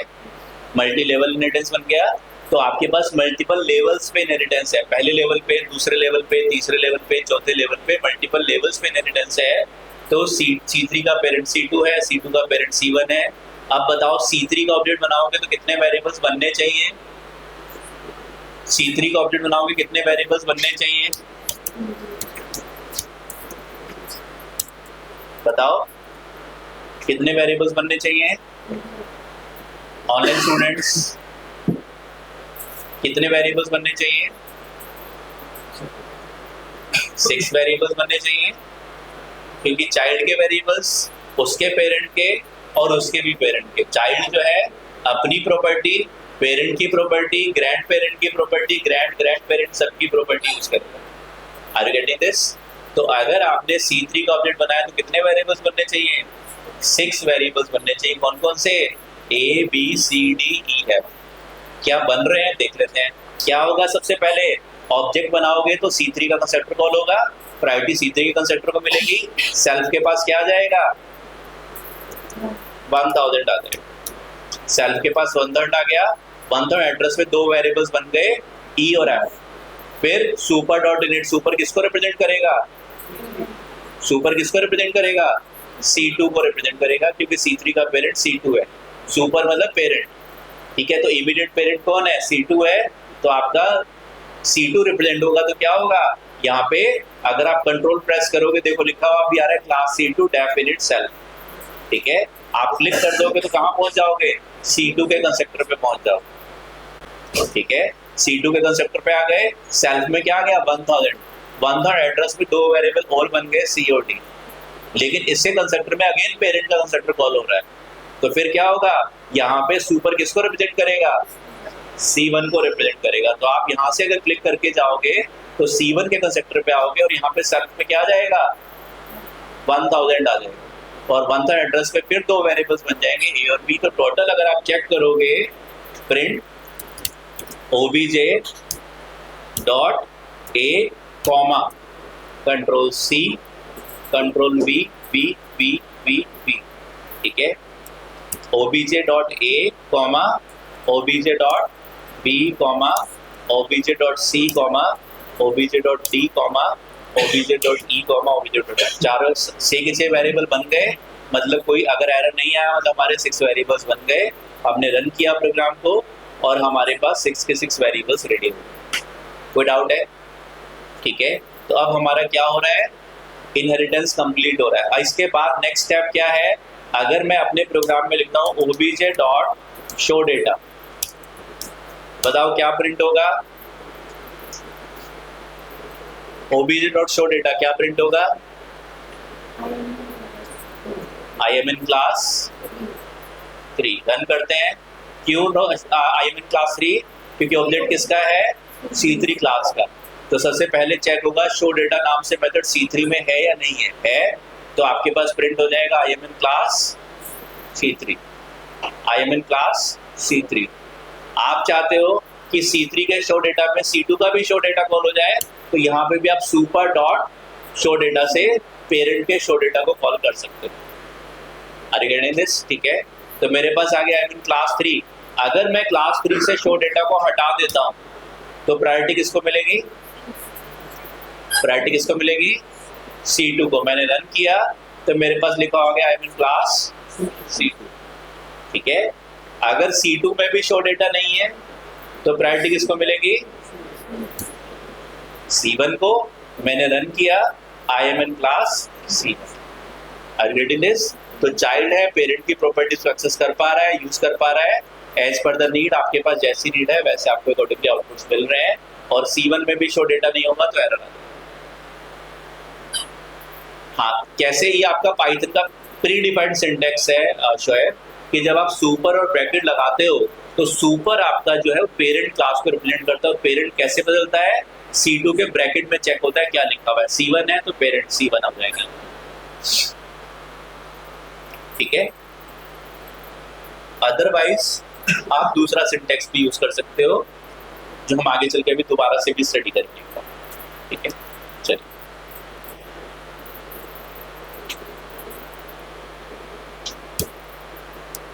आ गया मल्टी लेवल इनहेरिटेंस समझ में, किसी को डाउट है, ठीक है।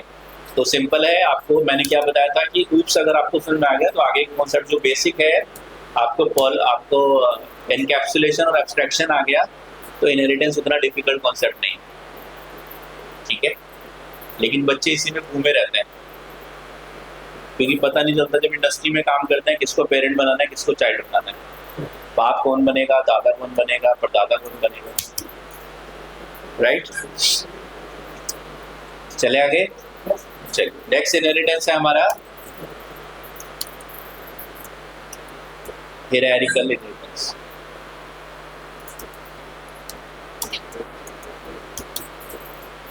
हायरार्किकल इनहेरिटेंस, ठीक है। क्या करना है, एक चाइल्ड, एक पेरेंट और मल्टीपल चिल्ड्रन है आपके पास, ठीक है। हायरार्किकल इनहेरिटेंस में याद है सभी को, def double underscore init double underscore self dot a equals to 1 self dot b equals to 2 def show data print I am in class C2 I am in class C2 class C2 का parent C2 का parent बताओ C1 ठीक है C2 का parent C1 C2 bracket C1 self dot C self dot D 3 और 4 I am in class C2 ठीक है done है right then class next class is class C3 का पेरेंट C1 हायरार्किकल इनहेरिटेंस एक parent multiple children ठीक है C3 का parent C1 variables E and F super नहीं यूज होगा बिल्कुल होगा सुपर किसको रेफर करेगा C1 को रेफर करेगा राइट ठीक है तो यहाँ पे हमारे पास आ गया ठीक है then super dot init show data I mean class एक पेरेंट मल्टीपल चिल्ड्रन ठीक है डन है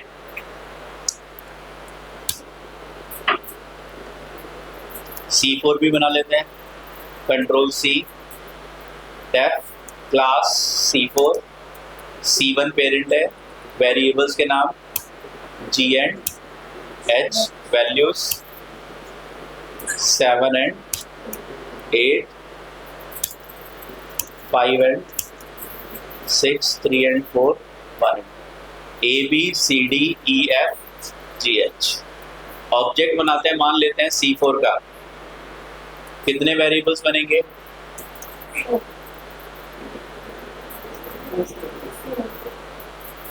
ऑब्जेक्ट बनाया C4 का कितने वेरिएबल्स बनेंगे 4 वेरिएबल्स बनेंगे बताओ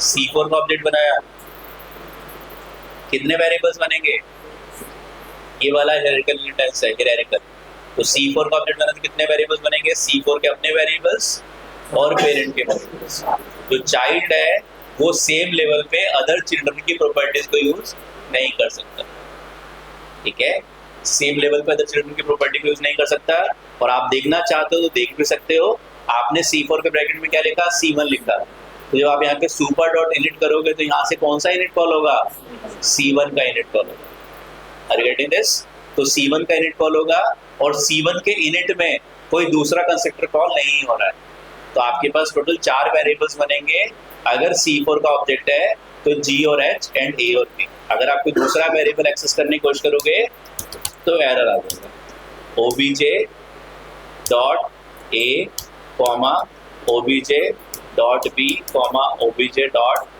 g comma obj dot h आपने रन किया आपके पास आउटपुट में क्या वैल्यूज आएंगी 1 2 एंड 7 लेकिन अगर आपने यहाँ पे गलती कर ली कि आपने प्रिंट कर दिया obj dot c d e f तो एरर आ जाएगा there is no attribute with the name c ठीक है एट्रीब्यूट एरर आ जाएगा C4 object has no attribute with the name C done है कोई डाउट है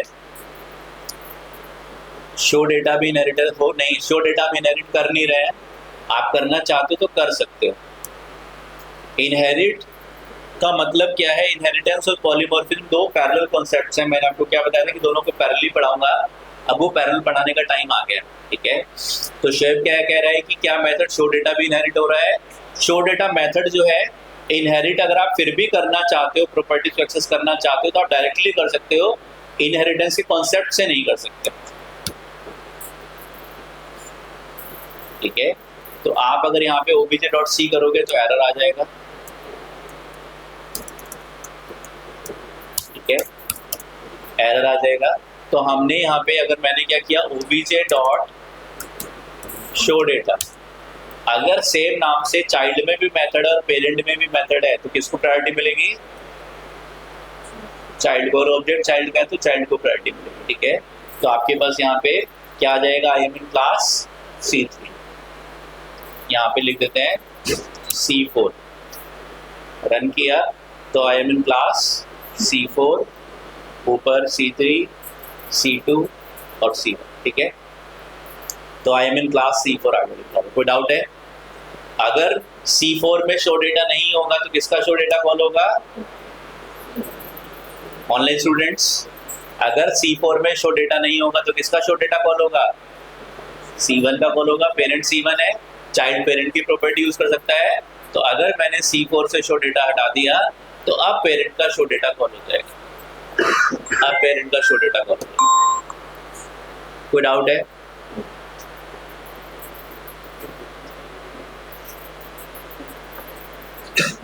ठीक है, डन है, right.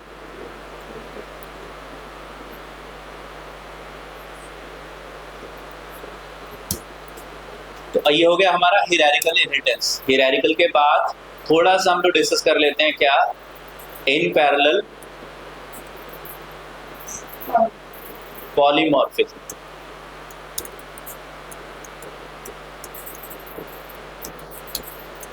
Polymorphism that is, poly means many, morph means forms, ठीक है। तो मल्टीपल फॉर्म्स हैं आपके पास, that is if we have same method name more than one time, then polymorphism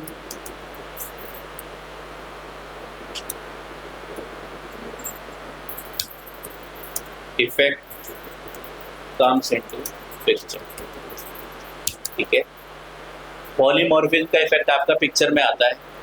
polymorphism का मतलब क्या है कि सेम नाम से आपके पास मेथड मतलब फंक्शंस, ठीक है। आपके पास मेथड मतलब फंक्शंस, आपके पास सेम नाम से एक से ज्यादा फंक्शंस अवेलेबल है, तो हम क्या कहते हैं कि पॉलीमॉर्फिज्म इफेक्ट आपका इंप्लीमेंट हो रहा है। पॉलीमॉर्फिज्म आपका दो टाइप का होता है, बताओ कौन कौन सा?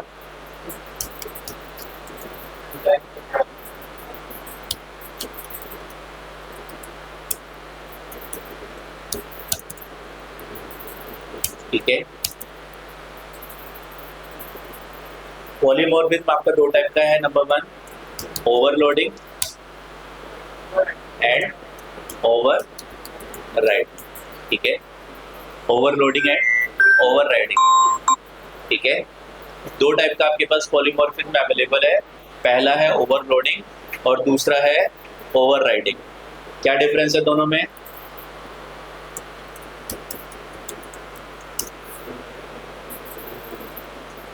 कोई डाउट है?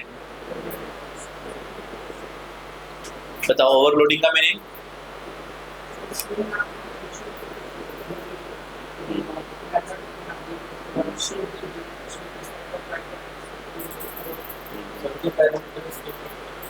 राइट, ठीक है, very good. Same method name with different arguments in same class.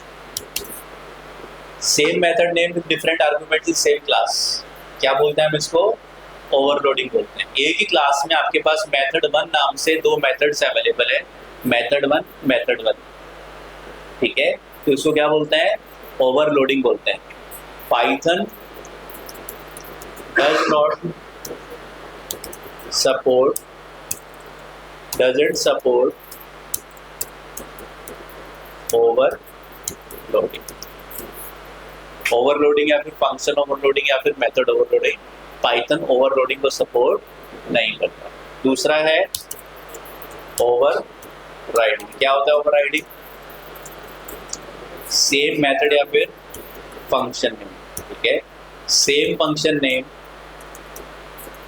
with same arguments in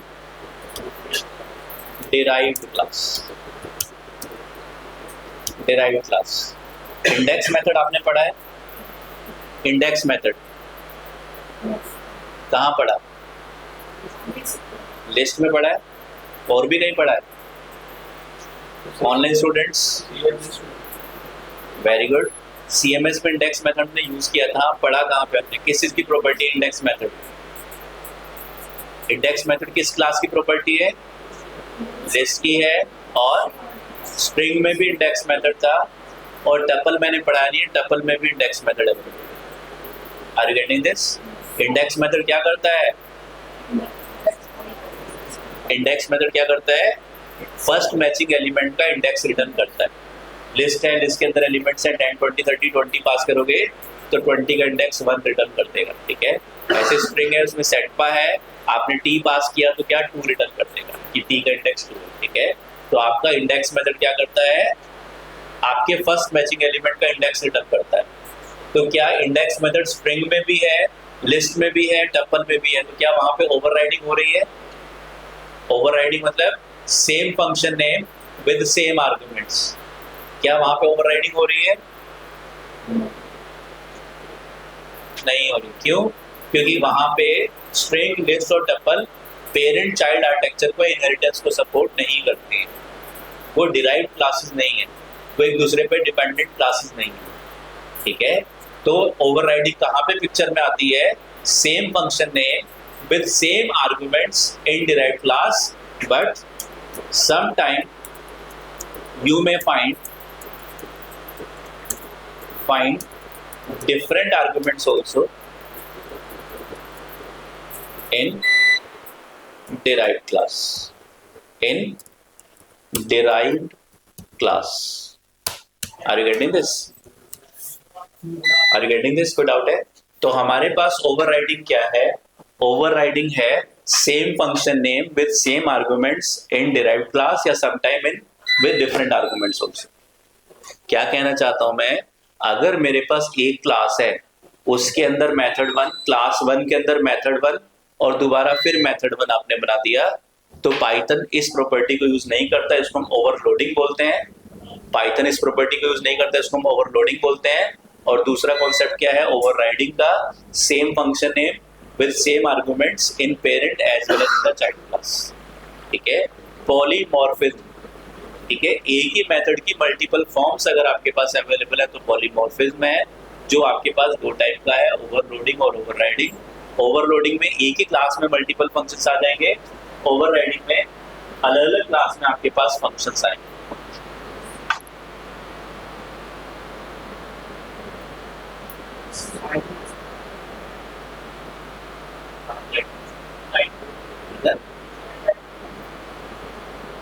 पीछे आ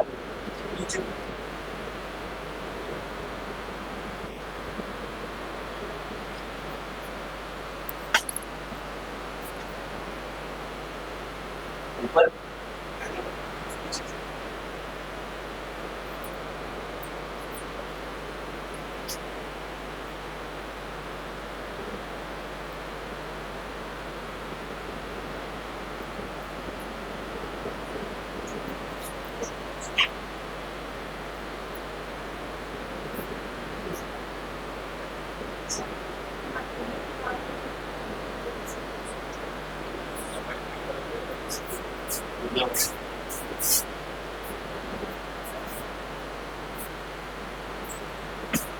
आ जाओ कोई बच्चा।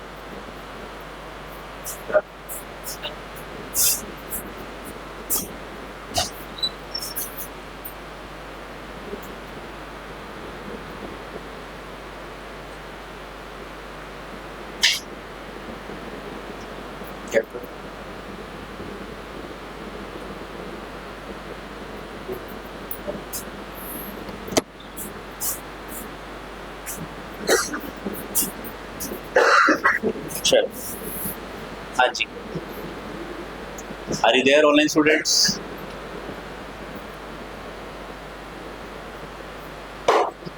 राइट, ठीक है। देखो मैं क्या बताना चाहता हूं, आपके पास पाइथन में func1 प्रिंट सेटपा def func1 print hello. Python में जितने भी फंक्शंस हैं वो क्या हैं? ऑब्जेक्ट्स हैं। किस क्लास के? फंक्शन क्लास के, ठीक है। मैं कई बार पहले भी बता चुका आपको, अगर आप यहाँ पे प्रिंट करोगे func1 को बिना कॉल किए, ब्रैकेट नहीं लगाया मैंने, और प्रिंट करोगे टाइप ऑफ func1 को, तो क्या प्रिंट होगा? जैसे किसी क्लास को ऑब्जेक्ट प्रिंट करते हैं तो क्या प्रिंट होता है? एड्रेस प्रिंट होता है। यूजर डिफाइंड क्लास को ऑब्जेक्ट प्रिंट करते हो तो एड्रेस प्रिंट होता है। वैसे ही func1 को प्रिंट करोगे तो क्या प्रिंट होगा? एड्रेस। फिर दोबारा आपने func1 को प्रिंट किया, क्या प्रिंट हुआ? टाइप चेक किया तो func1 का टाइप क्या आ गया? क्लास फंक्शन आ गया। ऐसे ही आपने दोबारा से func1 बनाया सेम नाम से और फिर चेक किया तो क्या होगा? func1 पहले बनाया था, उसका एड्रेस 1000 था, तो दोबारा func1 बनाओगे तो उसका एड्रेस 2000 हो जाएगा। ठीक है, तो अगर आप रन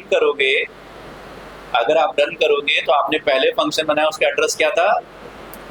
04A0। func1 बनाया, उसका एड्रेस था 04A0। दोबारा आपने func1 बनाया और क्लास टाइप क्या आ रहा है? क्लास फंक्शन आ रहा है। दोबारा आपने func1 बनाया तो एड्रेस क्या आ गया? चेंज हो गया 7380। Are you getting this? पहले एड्रेस 04A0 था, फिर एड्रेस 7380 है। इस बार आपने टाइप चेक किया तो अभी भी टाइप क्या आ रहा है? क्लास फंक्शन आ रहा है। तो फंक्शंस क्या है पाइथन में? Functions are also the objects of function class. तो पाइथन में पहले से क्लास बनी है फंक्शन क्लास। आप अगर अपने प्रोग्राम में लिखते हो x=5 और x=7, x को एक्सेस करोगे 5 एक्सेस होगा या 7 एक्सेस होगा? प्रिंट x करोगे तो क्या प्रिंट होगा? 7 प्रिंट होगा और 5 को गार्बेज सिलेक्टर खा जाएगा। Are you getting this? तो आपके पास यहाँ पे क्या है? func1 है, तो func1 का एड्रेस क्या हो गया? एड्रेस क्या हो गया? 1000 हो गया। ठीक है, फिर आपने func2 बनाया, फिर दोबारा func1 बनाया, तो दोबारा func1 का एड्रेस क्या हो गया? दोबारा func1 का एड्रेस बताओ? 2000 हो गया। Very good. ठीक है, func1 का एड्रेस 2000 प्रिंट करोगे तो func1 का एड्रेस 2000 प्रिंट होगा। तो पहले वाले func1 को क्या होगा? गार्बेज लेटर खा जाएगा, क्योंकि अब func1 को प्रिंट कर रहे हो तो 2000 प्रिंट हो रहा है, 1000 प्रिंट नहीं हो रहा। या तो आप func1 को किसी दूसरे वेरिएबल में फंक्शन पॉइंटर में सेव कर दो तो func1 बच जाएगा, नहीं तो func1 नहीं बचेगा। Are you getting this? तो जैसे आपके पास लिस्ट है L1 = empty list, L2 = L1 = empty list, आपने एक लिस्ट बनाई, एड्रेस 1000 है, दोबारा L1 = empty list बनाओगे तो एड्रेस 2000 हो जाएगा। आप obj = customer, आप cus = customer करोगे एड्रेस 1000, दोबारा फिर cus = customer करोगे तो एड्रेस 2000 हो गया। ऐसे ही आपने func1 बनाया, एड्रेस 1000 है, दोबारा func1 बनाया तो एड्रेस 2000 हो जाएगा। Are you getting this? तो अब आप जब अपने प्रोग्राम में func1 को एक्सेस करोगे तो सेकंड वाला एक्सेस होगा, पहले वाला एक्सेस नहीं होगा। यानी कि दूसरा वाला फंक्शन पहले वाले फंक्शन पे, इसको बोलते हैं नॉर्मल प्रोग्रामिंग लैंग्वेज में, पहला दूसरा वाला फंक्शन पहले वाले फंक्शन पे ओवर राइट हो जाएगा। WRITE राइट हो जाएगा, overwrite. Are you getting this? ठीक है, फिर चला गया। अच्छा, लाइट आ गई।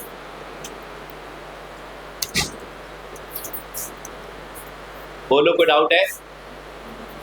कोई डाउट नहीं है ऑनलाइन स्टूडेंट्स?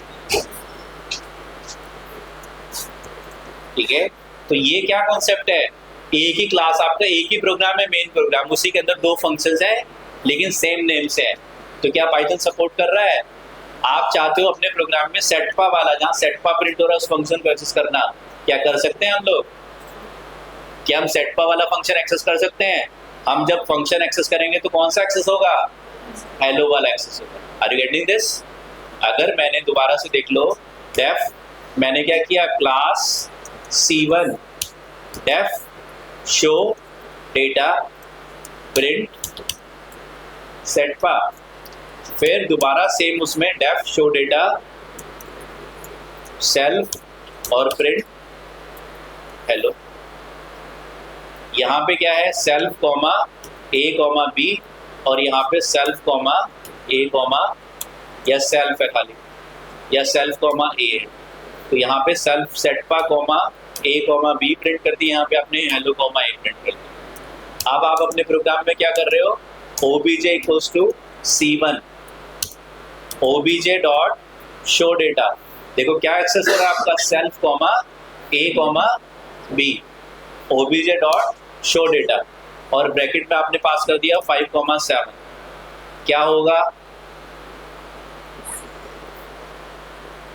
बताओ? ऑनलाइन स्टूडेंट्स क्या होगा? हेलो या सेट पा कौन सा वाला मैसेज आएगा?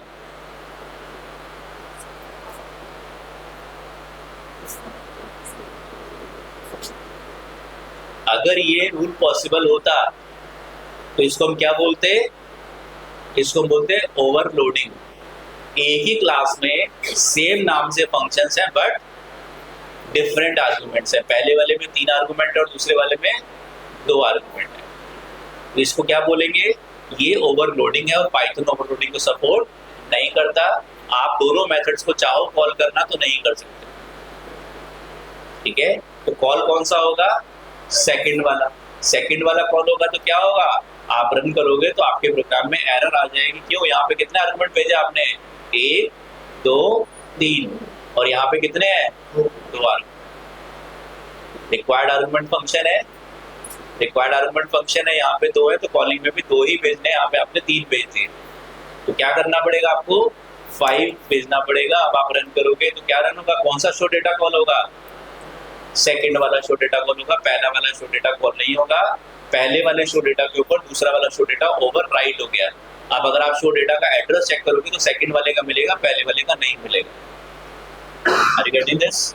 तो पाइथन, ठीक है, only this function will exist. ठीक है, जो सेकंड वाला फंक्शन है वो एग्जिस्ट करेगा और पहले वाला फंक्शन एग्जिस्ट नहीं करेगा। ये कॉन्सेप्ट मैंने आपको कहाँ पे पढ़ाया था?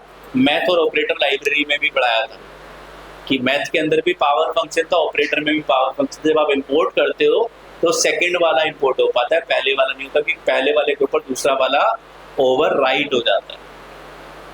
Are you getting this? ठीक है, तो हमारे पास पाइथन में फंक्शन ओवरलोडिंग पॉसिबल नहीं है। ठीक है, फंक्शन ओवरलोडिंग पॉसिबल नहीं है। नेक्स्ट आता है हमारे पास ओवरराइडिंग। ओवरराइडिंग क्या है?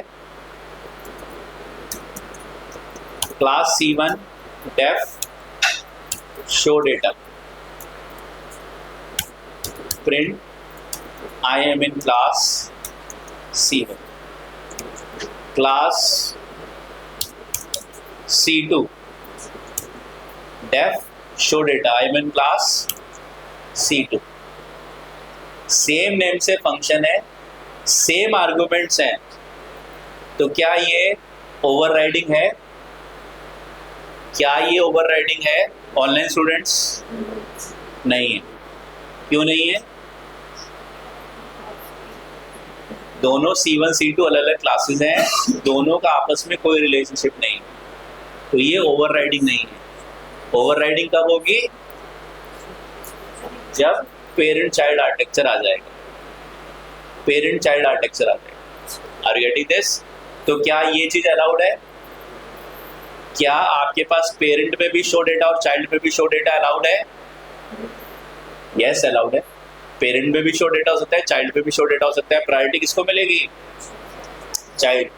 ठीक है, प्रायोरिटी चाइल्ड को मिलेगी if both parent and child have same name methods, then priority will be given to child method using super या फिर using child object, using child object। ठीक है, तो प्रायोरिटी चाइल्ड को मिलेगी। अब अगर आप अपने प्रोग्राम में ऑब्जेक्ट बनाओगे किसका? C2 का, और अपने प्रोग्राम में obj.showData कॉल करोगे तो चाइल्ड का शो डेटा कॉल होगा। फिर भी आप पेरेंट का कॉल करना चाहते हो तो क्या करना पड़ेगा?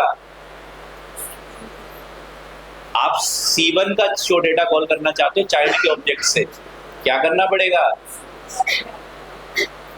आप क्या कर सकते हो? आप अपने प्रोग्राम में लिख सकते हो क्या? Class name dot method name bracket object. दूसरा वाला सिंटेक्स आप यूज कर सकते हो। तो अब अगर आप C1 डॉट शो डेटा लिखोगे तो C1 का शो डेटा कॉल होगा, और C2 डॉट शो डेटा लिखोगे तो C2 का शो डेटा कॉल। ठीक है, तो दूसरा सिंटेक्स क्या है? इंस्टेंस मेथड कॉल करने का पहला सिंटेक्स है object name dot method name, दूसरा सिंटेक्स है class name dot method name bracket object. आप रन करोगे तो आपको अकॉर्डिंगली आउटपुट आ जाएगा I am in class C2 और आई am in class C1। Done है, बताओ, ठीक है।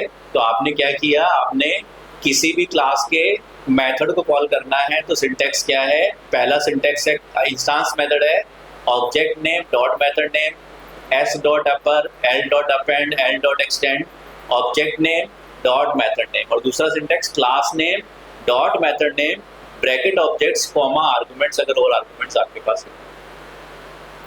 डन है, ठीक है। सुपर यूज नहीं किया, सुपर भी आप कर सकते हो, ठीक है।